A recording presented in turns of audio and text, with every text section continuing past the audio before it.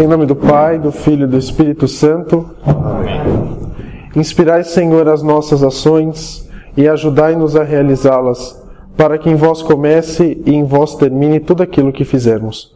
Por nosso Senhor Jesus Cristo, vosso Filho, na unidade do Espírito Santo. Amém. Dignare me laudare te virgo sacrata, da mihi virtute contra hostes tuos. Pode se sentar? Muito bem.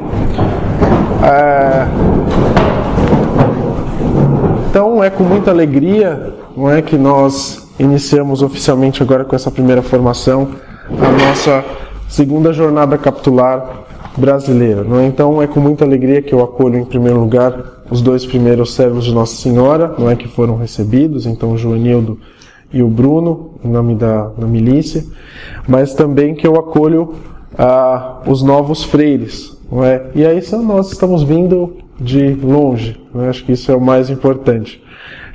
Então, o Tony, que eu acho que de todos é o que mora mais perto, não é, que mora aqui ainda em Rio Grande da Serra.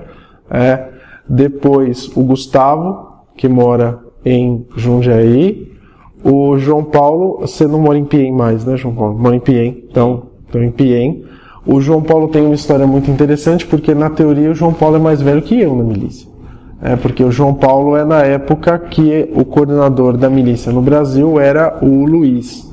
E o Luiz deixou a milícia antes na verdade, antes de qualquer um ser recebido, né? Então ele teve problemas e teve que deixar a milícia. E o Diogo, que é de Juazeiro da Bahia, que trouxe a namorada, né, a Mila, então acolho vocês também com muito, muito carinho, muita alegria. Tenho certeza que o esforço que todo mundo fez de acordar antes das 6:30 da manhã para vir para cá, que hora você acordou? 3 horas. Às 3 horas da manhã, então de virem lá do Nordeste para cá, eu tenho certeza. O Tony está mais perto do meio do caminho, então mas Deus há de recompensar os esforços de vocês. Nós não somos muitos, mas a ideia também é que o movimento central, de maneira geral, ele não seja mesmo muito. Porque, primeiro, que a vocação é uma vocação a cavalaria. Então a gente não tem milhões de sacerdotes, porque não há vocação para isso. Cada um tem a sua vocação. Mas que nós sejamos eficazes a ponto de poder agir onde estamos. E eu acho que nesse caso a primeira coisa que é importante colocar é que havia 2 cavaleiros em Portugal durante muitos anos. Muitos anos. Um deles é o atual mestre, o Carlos. E havia um outro cavaleiro. E eles conseguiram ter uma associação na cidade de Braga que atendia cerca de 800 famílias carentes e que auxiliava muito, né, mas ao mesmo tempo trabalhava na formação de praticamente toda a cidade de Braga. Todas as paróquias de Braga conheciam o Carlos. 2. Nós estamos em 10 aqui. Então essa é a primeira questão. Se com 2 você conseguia movimentar uma cidade inteira, imagina que com 10 estamos em vários cantos do Brasil. Então acho que essa é a primeira proposta que eu devo colocar para vocês. Foi votado no último capítulo que tratássemos esse ano, na jornada capitular, sobre os aspectos. Um aspecto foi sugestão do mestre, que é a questão da misericórdia. E o Danilo, que está fazendo o curso de teologia, fez uma sugestão que falássemos de missiologia. Então nós vamos falar como dentro da nossa vocação, inclusive da nossa vocação de batizados, por isso que eu falei para a Mila, inclusive, que para ela também pode ser um retiro de carnaval, não é?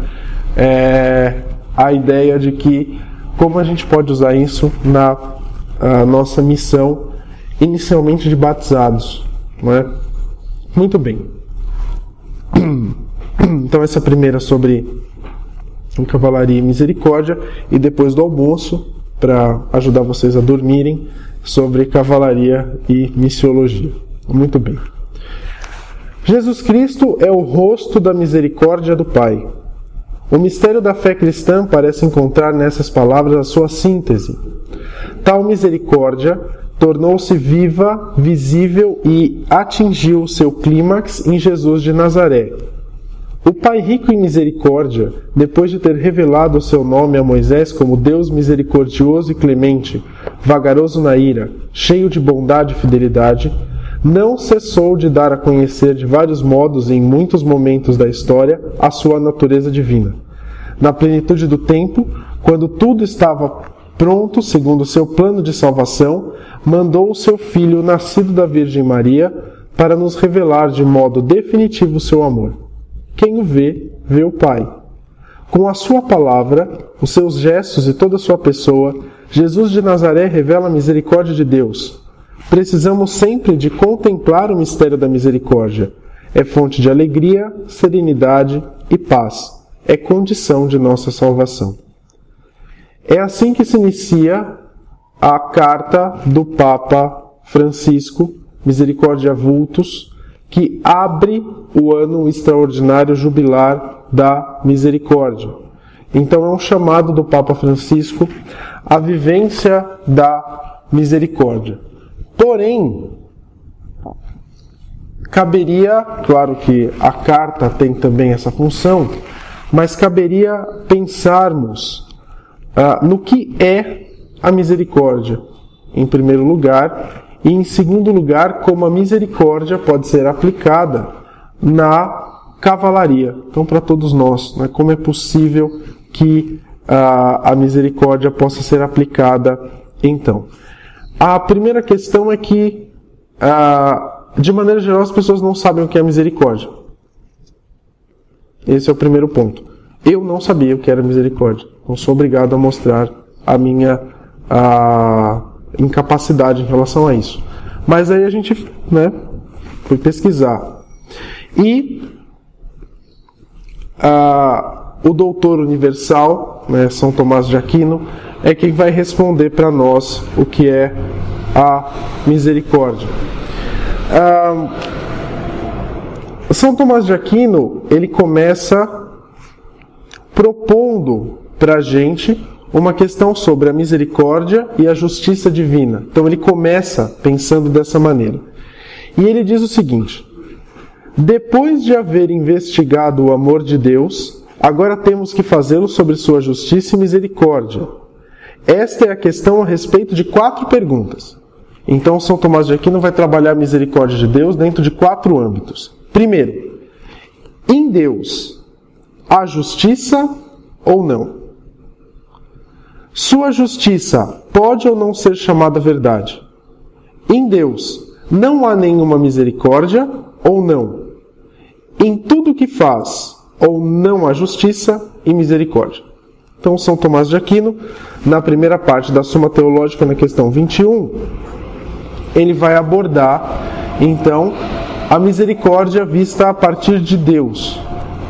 E a gente vai entender por quê. Então, Santo Tomás ele faz um caminhar muito claro e que nos leva a entender por que ele parte da misericórdia de Deus. Então ele pergunta: em Deus há justiça e misericórdia? Ou só há justiça ou só há misericórdia? Então é a partir disso que ele vai seguir. E claro, a primeira coisa que ele faz é voltar a Santo Agostinho. Depois ele diz o seguinte: ele vai usar a definição clássica de misericórdia. A misericórdia é uma compaixão de nosso coração pela miséria alheia, que nos leva a socorrê-la se nos é possível. Então, Santo Agostinho, no Cidade de Deus, no capítulo 9, ele diz, então ele faz essa questão. Faz essa definição, que é a mesma definição, então, que Santo Tomás vai usar. Só que aí a gente tem que ir para a base para depois subir para o topo. Então a ideia é impossível entender o que São Tomás está dizendo se a gente não entende o ordenamento do universo. Então a forma com que a igreja entende que o universo foi feito, não é? A primeira coisa que a gente tem que pensar é que Deus, em sua divina justiça, ordena todas as coisas em relação à verdade. O bem, a verdade, o belo são a mesma coisa. São a mesma coisa. Só que aí a gente pode se perguntar, há uma outra questão, não é? Se a justiça divina ordena tudo para a verdade, vem aquela questão: o que é a verdade? Que é a questão que Pilatos faz a Jesus. Santo Tomás responde essa questão dizendo que a verdade é que as coisas sejam como elas realmente foram ordenadas para ser. É também uma questão vocacional. Se um padre, ou uma pessoa vocacionada ao matrimônio quer ser padre, ele vai ser infeliz. Se uma pessoa vocacionada ao sacerdócio vai se casar, vai ser infeliz. Se uma pessoa vocacionada ao matrimônio quer ser padre, ela vai ser infeliz na vida sacerdotal. Porque Deus, o padre Paulo Ricardo usa essa expressão, Deus nos sonhou individualmente. Deus nos quis individualmente. Ele teve teve infinitas possibilidades de criação, mas Ele nos quis de uma maneira, que é da forma com que nós estamos. Inclusive como sendo leigos, pelo menos por enquanto, que é a questão do Bruno, que está fazendo discernimento vocacional. E se a gente não entende que Deus nos quis leigos, morando em Juazeiro da Bahia ou morando na Zona Leste de São Paulo, no lugar onde Deus nos quis, nós não podemos entender a nossa missão. Atualmente, o leigo tem um problema de identidade. O leigo fica preso dentro de sacristia, vendo se o padre levantou a mão, abaixou a mão bem bonitinha em cima do cálice na hora da consagração. Se não abaixou, vai sentar a lenha no padre. O papel do leigo não é esse. Desculpa, mas o papel não é esse. Muito menos o papel do leigo, meu sonho, a minha vocação, meu sonho master, o top do topo, eu vou ser o mais santo possível quando eu me tornar ministro extraordinário da Eucaristia. O Kleber já estava no céu, é um que está dentre os 12 apóstolos, não é? Se a gente for pensar, não é? Ministro extraordinário da Eucaristia, atualmente em nossas paróquias, infelizmente, ele é um cargo que dá status. E aí a sua vocação às vezes não é status. Ontem eu vi uma parte de um filme onde Santa Teresa d'Ávila encontra São João da Cruz pela primeira vez. E Santa Teresa d'Ávila é muito durona. E eu realmente imaginava Santa Teresa d'Ávila dessa maneira. E São João da Cruz fala: eu não tenho vocação. Eu estou lá. Se eu faço uma coisa, falam que eu sou orgulhoso. Se eu entro para minha cela, falam que eu sou vaidoso. Eu não aguento mais. E aí, Santa Teresa d'Ávila vai usar essa questão. Fala assim: então, a gente tem que fundar uma aula masculina dos carmelitas reformados.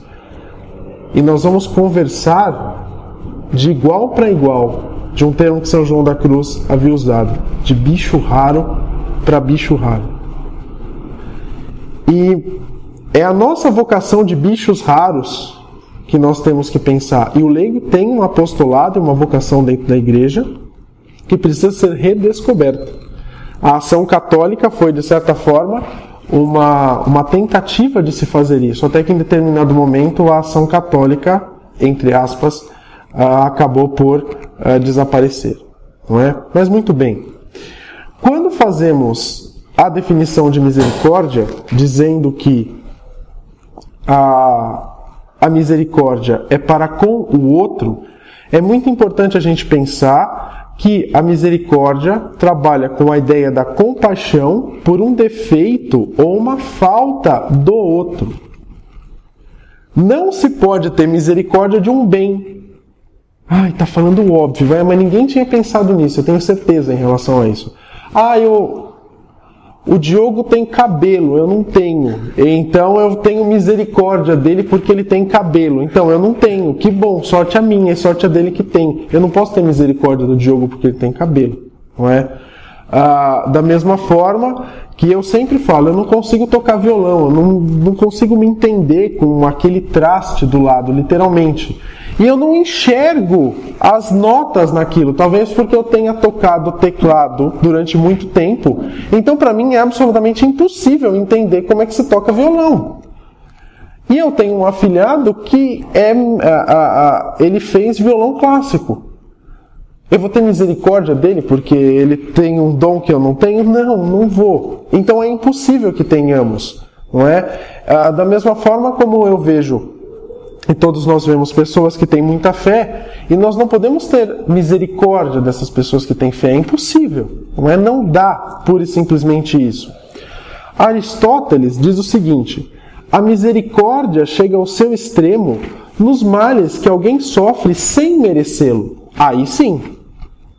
Então, a quem nós devemos ter misericórdia? Nós devemos ter misericórdia, por exemplo, se a gente for pensar dos males que as pessoas não merecem, do que aconteceu em Mariana.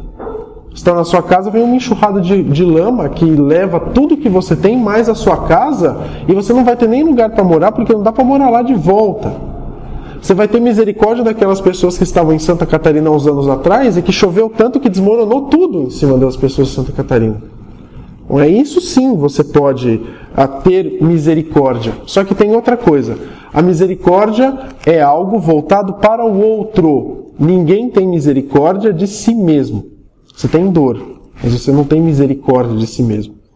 Você pode se esconder por trás de uma máscara de que você pode dizer assim: ai, coitadinho de mim. Você pode ter pena, mas você não tem misericórdia de si próprio. Pena sim, misericórdia não. E mesmo assim a pena muitas vezes não é um sentimento mais nobre do que a gente pode pensar. A pena é um negócio meio feio, não é? A misericórdia leva à ação, ao contrário da pena. A pena pode levar você a ficar um espírito de mimimi. Ai, coitadinho de mim. Não. É o que a gente tem que pensar. Só que, por exemplo, uma pessoa comete um crime. Não estou falando nem de pecado, estou falando de crime. E essa pessoa, por exemplo, é sentenciada à morte. Vamos pensar que seja um crime leve. A pessoa roubou para comer, mas dentro de um ambiente justo, sem misericórdia, essa pessoa foi condenada a passar 3 anos na prisão. Ela roubou para comer, ela roubou por necessidade. Eu posso ter misericórdia da pena. Ou seja, nossa, 3 anos na prisão por causa disso? Não, que coisa. Então eu posso ter misericórdia da pena dessa pessoa. Só que, porém, se eu peco e eu tenho que expiar a minha culpa, então uma parte disso é feito pela penitência no sacramento da confissão, e às vezes a pessoa vai lá e fala assim: o padre mandou rezar um terço. Aí você fica de joelho rezando o terço e fala: nossa, tá lá rezando o terço, expiando a sua culpa, expiando a sua pena. Só que eu tenho misericórdia da pena, mas não tenho misericórdia da culpa. Não é possível haver misericórdia da culpa. Eu matei alguém.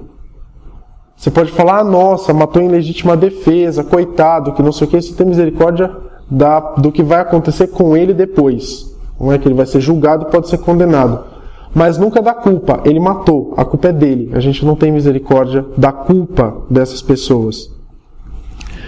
No campo espiritual, nós dizemos que o misericordioso procura corrigir o pecado e os seus danos, mas não justificá-los.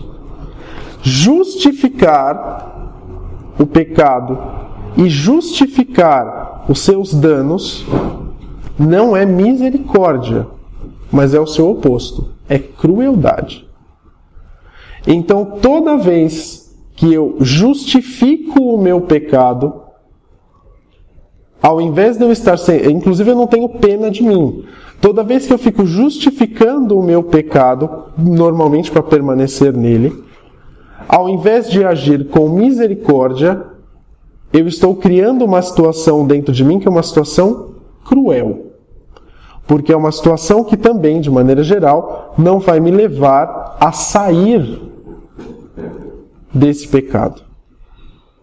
Ele vai me impedir disso.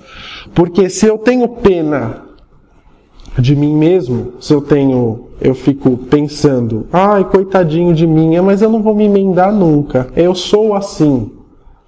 São José Maria Escrivá tem uma frase que fala isso, não é? É assim, é o meu jeito. Não é assim, não é o seu jeito. Esto vir, seja homem. Converta-se, é o que São José Maria Escrivá disse. Não há é assim. Dentro da vida espiritual, isso não existe. Esse é assim. Outra coisa, a misericórdia, ela é uma virtude e não uma emoção. Então, a questão é, quando eu estou sendo misericordioso, em primeiro lugar, as ações de misericórdia não se opõem à razão. Então ela é associada com a razão. Outra coisa, toda vez que eu estou sendo misericordioso, eu estou agindo com justiça. Ou, pelo menos, há uma parte da virtude da justiça sendo exercida aí. E, por fim, há a própria questão de que toda vez que eu estou sendo misericordioso, eu estou agindo com fé. Quando eu estou agindo pura e simplesmente por sentimentalismo, eu crio, de maneira geral, alguma coisa que é muito anômala e que não é lá muito cristã. Porque eu não estou agindo nem com a razão, normalmente o sentimento é pura e simplesmente um sentimento momentâneo. Muitas vezes, quando eu tenho misericórdia da pessoa, dependendo do que, e eu não uso a justiça, também isso pode acabar acontecendo. E aí o que vai acabar, nós podemos ver, é que você vai ter uma misericórdia verdadeira, que é uma misericórdia exercida dentro da caridade, dos limites da virtude, e outra caridade que é feita pura e simplesmente pelas paixões. Ele vem da parte de baixo, da parte a mais baixa, então, da sociedade, né? do nosso corpo, não é? E do nosso ser. Mas aí vem aquela questão. Nós falamos então sobre a justiça, mas e Deus para conosco? Deus é misericordioso. Então esse é um dos primeiros títulos que é citado por Deus. Até o Papa Francisco coloca isso na carta. Não é? Então, quando Deus se revela a Moisés, ele diz que Deus é misericordioso. Deus é a segunda pessoa da Santíssima Trindade, se encarna, vem ao mundo e deixa, além da sua doutrina, 7 sacramentos para o crescimento espiritual. Um desses sacramentos, ainda que menos, agora mais, também pode ser chamado de sacramento da misericórdia, que é o sacramento da confissão. Onde, no sacramento da confissão, também é importante a gente pensar que há um caminhar, acusação das faltas, perdão e a reintegração dentro do corpo da igreja, porque todo pecado cometido, por mais individual que seja, é um pecado contra o corpo da igreja. Não sei se vocês já pensaram, mas o padre ele não marca um horário escondido para atender confissão. E é escondido. A confissão não é escondida. Há um segredo, mas ela não é escondida. Os confessionários eram colocados na igreja, como também as salas de atendimento de confissão, para que elas fiquem de maneira pública. Para que veja que você pecou e ajude na sua humilhação. Você pecou. Ninguém vai saber o que você fez, mas você pecou. E para você ser reintegrado, você tem que ter o desejo disso. E para você ser reintegrado, as pessoas precisam ver que você está sendo reintegrado. Então você vai, se você vai para o confessionário, você se abaixa, se humilha, né, se ajoelha, e aí então você faz, realiza então o sacramento da misericórdia, que termina com a sua reintegração. São Tomás de Aquino também diz outra coisa. Muitas vezes, o que nos leva à misericórdia é um entristecimento pessoal. Então nós nos entristecemos com a situação e vamos agir. A misericórdia divina não pode funcionar dessa maneira porque Deus não pode se entristecer, não é? Deus é perfeito, consequentemente, é impossível que Deus se entristeça. Porém, a misericórdia divina consiste de que Deus, em sua suma sabedoria, elimine os nossos defeitos. Então a misericórdia de Deus gira em torno desse eixo, que Deus elimine de nós os nossos defeitos. Só que aí vem aquela questão, então quando Deus age com misericórdia, Deus deixa de lado a justiça? Não, isso é impossível.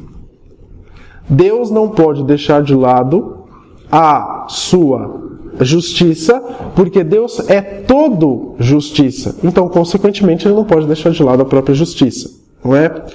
Só que qual que é a questão? Deus não age, quando age com misericórdia, fora da justiça, mas acima da justiça. Em primeiro lugar, porque assim, primeiro há a misericórdia, depois há a justiça. Por quê? Porque Deus não precisava criar o homem. Deus não tinha essa necessidade. Deus é necessário. Deus existe em si mesmo. Deus não precisa criar o homem. Ele cria o homem por um ato de misericórdia, para que os homens possam dividir junto com Ele a felicidade divina. Só que, dentro do plano desejado por Deus, Ele cria os homens com misericórdia e regula os homens pela justiça. Então, primeiro há a misericórdia, depois há a justiça. Toda obra que Deus faz, sem exceção, tem a misericórdia divina como raiz. Porque Deus age ad extra, Deus age para fora. E como tudo foi criado pela sua misericórdia, consequentemente, primeiro há a misericórdia para depois haver a justiça. A ideia é que é mais ou menos assim. A misericórdia baseia-se na questão da dívida. Então, nós podemos pensar que uma pessoa deve R$100 para outra pessoa. Eu chegar até ela e dar os R$100 é pagar o que eu devo, é justo.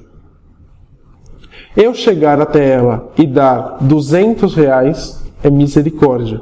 Eu estou acima da justiça. Olha, eu estou te pagando, são R$200.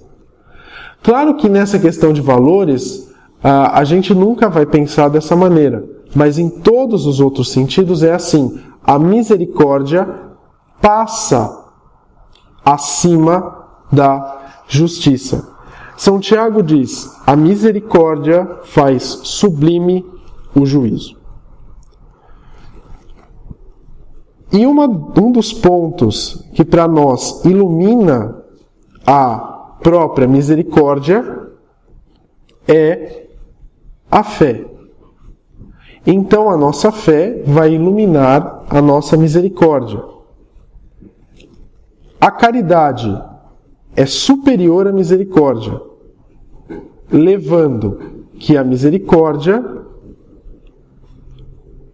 faça com que o homem haja como Deus, que age com misericórdia, com amor em todas as coisas. Então, essa é a primeira definição sobre misericórdia. A misericórdia é uma virtude que nos leva a auxiliar os outros no que nos é possível, então, dentro do nosso estado. É necessário que tenhamos maior misericórdia quanto menos a pessoa deve sofrer os males com que ela está sofrendo. É impossível que se tenha misericórdia de si mesmo, não é, por exemplo. E desde a Idade Média, a misericórdia é muito associada com a questão da cavalaria. Lembrando que a cavalaria é uma vocação laica. Então, todos aqui que são leigos, de certa forma, podem exercer esta função. Muda-se a casca, mantém-se o essencial. Então, hoje, pelo menos não nos parece necessário ainda, e vamos falar isso quando falarmos de missiologia, a questão de que seja necessário que a gente vá sair para reconquistar algum lugar. Então, a luta física. Porém, o eixo, a base, a substância é o mais importante, que é a questão da defesa da fé e da defesa da igreja. O ritual, quando a pessoa vai se tornar um cavaleiro, diz o seguinte: o bispo, ao entregar a espada para o cavaleiro, diz isso: toma esta espada, exerce com ela o vigor da justiça, abate com ela o poder da injustiça, defende com ela a igreja de Deus e os seus fiéis, dispersa com ela os inimigos de Cristo, o que foi humilhado, levanta-o, o que tiveres levantado, conserva-o, o que é injusto cai embaixo, abate-o, o que está segundo a ordem, fortifica-o. É assim que, glorioso e altivo, do único triunfo das virtudes, magnífico no culto da justiça, tu atingirás o reino do Altíssimo, onde com Cristo, a quem te assemelhas, tu reinarás eternamente. Então, no momento que o bispo entrega a espada ao neocavaleiro, ele está dizendo, em primeiro lugar, exerce com ela o vigor da justiça. Só que se for elencado todas as coisas, se vai perceber que a justiça não é exercida como uma virtude por ela mesma.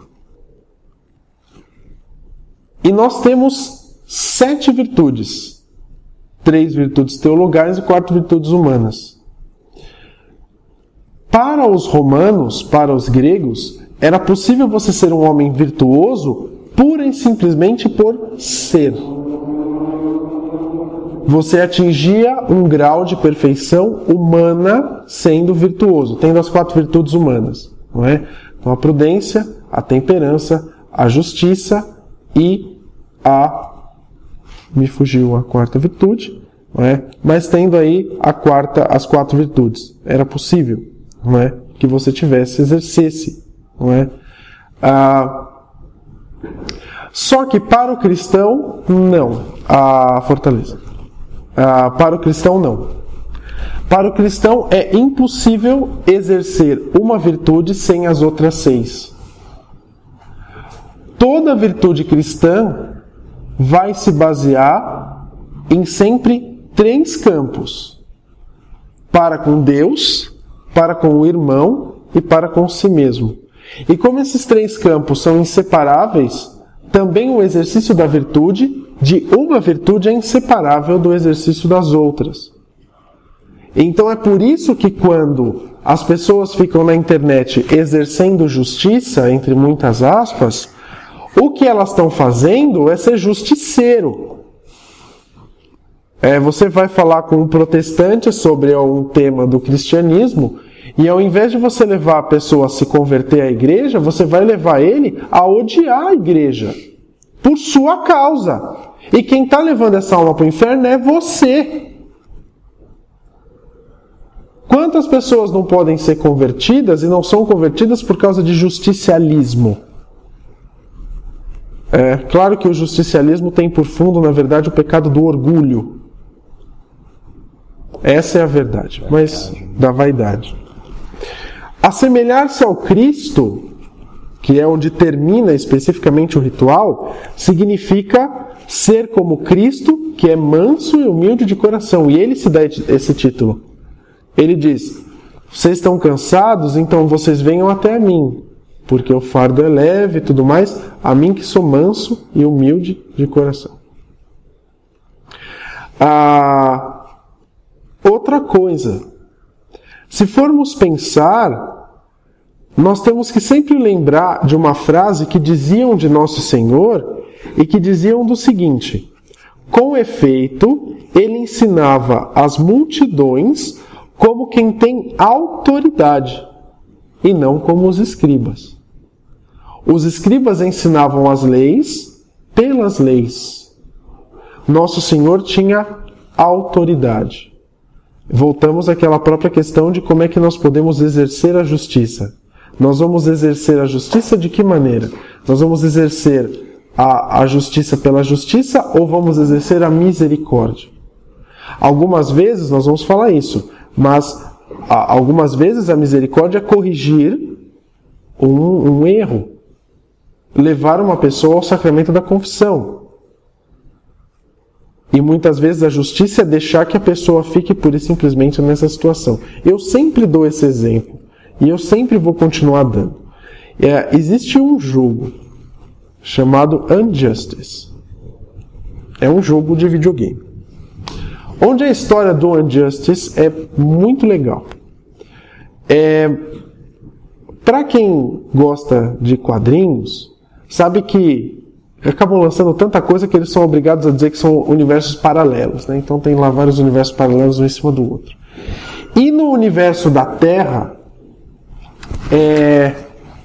o Coringa ou o Charada, um dos dois, vai até Metrópolis, Metrópolis, não é Gotham, vai até Metrópolis e solta uma bomba atômica em Metrópolis, matando a Lois Lane, que é a mulher do Clark Kent, que nesse caso todo mundo já sabe que ele é o Super-Homem.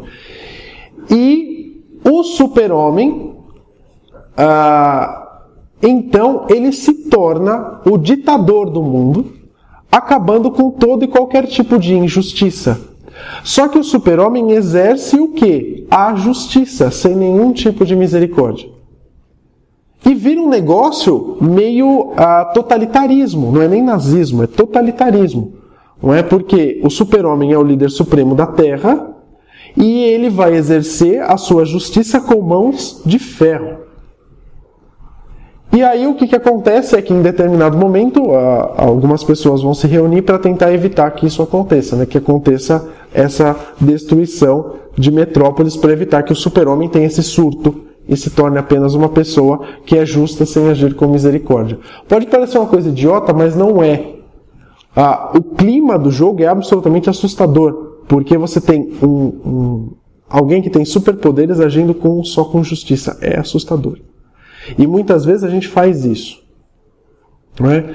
E se pensarmos na milícia, a gente tem que pensar também o seguinte, que dentro da milícia nós servimos a fé católica em sua integridade, defendemos a igreja sem descanso e promovemos a cristandade e a paz. Esses são os 3 fins da ordem. Está lá na regra. Foi colocado dessa maneira. Como que a gente defende a igreja sem cair, então, no justicialismo, né? Então, pensando aí nessa questão da misericórdia. O testemunho de Cristo é oferecer um bem às pessoas. Ou seja, os pais batizam os filhos assim que eles nascem, ou o mais rápido possível, porque sabe que o melhor bem que essas pessoas podem dar aos seus filhos é criá-las como cristãos. Então, isso se exemplifica para todas as outras pessoas. Eu faço isso levando para todo mundo a mensagem de Cristo. É justiça fazer isso. É justo. Porém, é necessário que se o faça com misericórdia. Que então se tenha compaixão, misericórdia da outra pessoa e que assim, desse caso, nós possamos levar até essas pessoas o Cristo. E a ação, e aqui eu falo, a nossa ação, ela tem que ser uma ação efetiva. E a ação efetiva é uma ação que se dá muito mais pelo testemunho do que pela própria e simples justiça. E aqui também é importante nos lembrarmos das nossas confissões. Eu vou me confessar. Eu falo todos os escalabros que eu fiz. Porque na missa eu pareço um santo. Ainda mais agora que a gente tem capa, fica parecendo um santo de altar na missa. Fala, nossa, que bonito, olha lá, a capa esvoaça, né? Tá embaixo do ventilador, a capa fica voando. Que coisa mais linda, não é? Você vai se confessar, você coloca todo o seu lixo pro sacerdote. E o sacerdote não te julga segundo o seu lixo. E quando ele vai te dar a sua penitência, ele fala, vai até o sacrário, e tem um padre que sempre faz isso. Reza 3 Pai Nossos, 3 Ave Marias. Você fala, eu chutei o cachorro, eu matei a minha mãe, ele vai te dar a mesma penitência. Só que a gente esquece,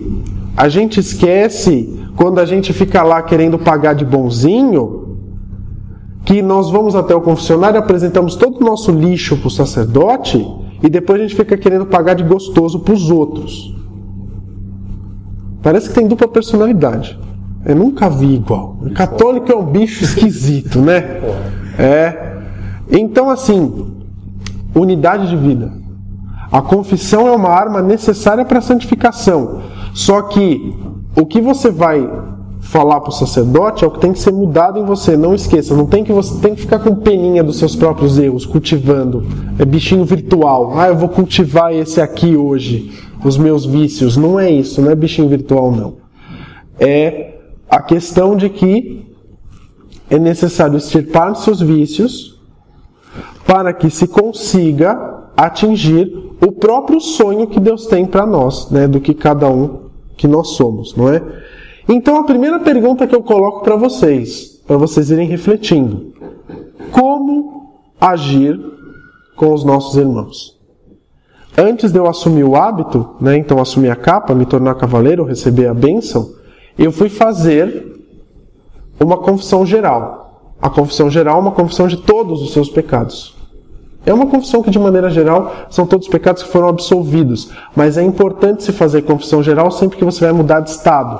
Vou casar. Então, é bom fazer uma confissão geral, né? Eu fui mudar de estado. Eu fui ganhar uma bênção para me tornar cavaleiro. Fazer parte da Ordem dos Cavaleiros. Fiz uma confissão geral. Li todos os meus pecados. Tem que ler, né? Que você não vai lembrar. A confissão geral, você tem que escrever a sua confissão geral. O padre me deu uma Ave Maria como penitência. É aquele momento que você...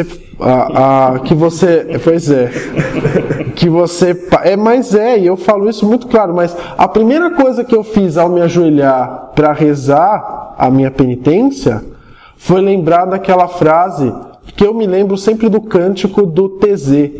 Misericórdias Domino in eterna cantabo. Eu cantarei eternamente as misericórdias do Senhor. Eu defendo a fé pela vivência das virtudes. Só que as virtudes foram feitas, claro, também para se agir em relação a Deus, mas lembrar que ninguém se salva sozinho. Então, fazer um bem à sua própria alma é fazer um bem à igreja como um todo. Então, quanto mais pessoas eu trabalho para santificar, mais bem eu estou fazendo para todo o corpo místico de Cristo. Então, é necessário que haja um processo duro de santificação. Que todo mundo busque, independente da ação que tiver, a sua santificação. Em primeiro lugar, fugir do que é proibido subgrave. Ou seja, fugir do pecado grave. Primeira coisa. Né? Depois, ouvir os conselhos evangélicos.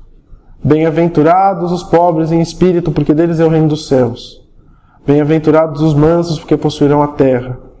E assim os conselhos que Nosso Senhor dá. E aperfeiçoar-nos na virtude até vivê-la de modo heróico. Isso é o cavaleiro. Não em si a cavalaria, mas o cristianismo é para ser vivido de forma heróica. Começar agora. Então, nós vamos receber ainda 4 freires hoje. Como recebemos nos servos de Nossa Senhora. E fica o convite também para Mila, né? Os servos de Nossa Senhora também são homens e mulheres, ela é consagrada, fica o convite também, se um dia ela quiser ser recebida, tenho certeza que será muito bem-vinda. Diz o Emílio Gonzalez e Gonzalez: se hoje não te resolves, como pode prometeres que o fará lá mais adiante? Quem te diz que chegarás a esse dia que marcas? Nós não chegaremos ao grau de santidade a que Deus nos chamou se vamos protelando o nosso propósito de entrar resolutamente no caminho da perfeição. O Silvio Santos teve a quebra do banco que ele tinha comprado lá. No mesmo ano entraram na casa dele, sequestraram ele, né? Fizeram um escarcéu. O Silvio Santos teve, claro, tinha alguns milhões, mas era ridículo o total de dinheiro que ele tinha, perto de tudo que ele tinha em relação ao banco, no momento que o banco quebrou. E atualmente o Silvio Santos é de novo um dos homens mais ricos do Brasil, porque ele recuperou todo o dinheiro. Dinheiro a gente perde, mas recupera. Se as pessoas falam mal da gente, toda a nossa questão da nossa fama, a gente pode recuperar a nossa fama. Só que eu não posso recuperar o tempo perdido. Dizem que o cardeal Wolsey, que era um dos principais cardeais, ainda um pouco antes da época que o Henrique VIII fez o cisma com a igreja, sobre o leito de morte, ele era o diplomata principal, né, o primeiro-ministro até praticamente, do reino da Inglaterra. E eles usavam um símbolo característico deles. E o Wolsey estava na cama para morrer e apareceu um homem dizendo: olha, Sua Majestade pede que o senhor entregue o símbolo real, porque ele vai empossar outra pessoa em seu lugar. O Wolsey pega e entrega o símbolo real para a pessoa e fala: se eu tivesse servido a Deus como servia a Inglaterra. Não dá mais para voltar atrás. Já foi. Não dá mais. E aí eu volto. Cada um de nós trilha um caminho de virtude. O caminho da cavalaria, mas é um caminho de virtude. E não um caminho de justiceiro. É para você ser um cavaleiro. Não é? E, por exemplo, uma das coisas que eu acho que se deve ser evitada é a guerra em rede social. Porque é muito chato. É muito chato e é muito desprodutivo. Não é nem improdutivo. É porque não produz e desproduz o que a gente faz. Na época do Orkut, funcionava misteriosamente, essas coisas funcionavam na época do Orkut. Quantas pessoas saíram convertidas da comunidade católica católicos que tinham 80 mil membros? Gustavo. Não só, eu conheço outras pessoas que foram convertidas, que tinha o Dr. Rafael, o João Batista, que era de lá também. Eu não ficava escondido, não tenho nível intelectual para debater com o pessoal debatia, mas gente, quantas pessoas não saíram convertidas? E quantas pessoas se convertem agora nessa moda de coisas da depressão? Vocês podem pensar, não é? Quando o homem vai exercer a justiça, ele deve exercer a justiça dentro não apenas do limite da temperança, mas do limite da prudência. Por quê? Porque a prudência é a virtude que nos leva a enxergar as coisas como elas realmente são e que dessa maneira nós achemos um caminho para que por ela possamos chegar à verdade. Então, se eu exerço a justiça sem justiça, é uma justiça que é, de maneira geral, uma justiça sem justiça. É um negócio muito louco, mas é um paradoxo. É a história do Superman. Aí eu acabo com toda a guerra no mundo inteiro, instalando um sistema totalitário. Não, tá errado. não é? É uma justiça que não funciona. Então a ideia é, se eu devo exercer a justiça, eu devo exercê-la com misericórdia, que é o que, antes de mais nada? Saber o foco, ter o foco, enxergar, saber, e só depois disso agir. E mesmo assim agir nos limites do exercício da prudência. Quarta-feira, houve a leitura do rei Davi, que manda recensear o povo. O povo é de Deus. O rei Davi é cabeçudo. E Davi, quando chega o resultado, ele fala: fiz bobagem. E aí, no outro dia de manhã, está o profeta lá, né? Lógico. Vai perder a oportunidade, né? Aí ele fala assim: Deus veio falar comigo durante a noite. Você quer 3 anos de seca, 3 meses de perder a batalha, de perda de batalha, ou 3 dias de peste? Aí o rei Davi diz isso: caia eu nas mãos do Senhor, porque imensa é a sua misericórdia, mas que eu não caia nas mãos dos homens. E ele escolhe a peste. E quando a peste está para chegar em Jerusalém no 3º dia, o anjo para a peste. E aí Davi depois tem um colóquio com o anjo. Então, o que a gente tem que pensar é que nós temos as obras de misericórdia, vestir os nus, não é? Dar comida aos que têm fome, visitar aqueles que estão na prisão, não é? E que é importante que nós hajamos assim. E que nós exerçamos a misericórdia para com os outros. Por exemplo, ensinar os ignorantes.